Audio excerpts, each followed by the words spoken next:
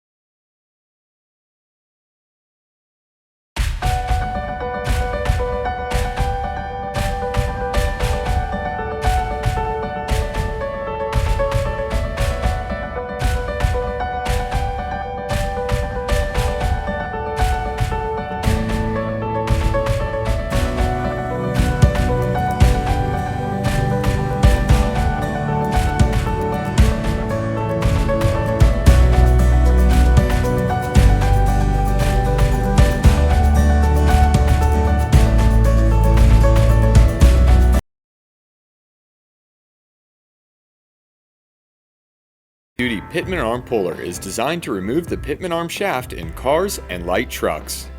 It can also be used for bearing, collar, and gear removal. Let's get started. Remove the fastener nut from the pitman arm shaft. Adjust the jaws and pressure screw to fit the pitman arm.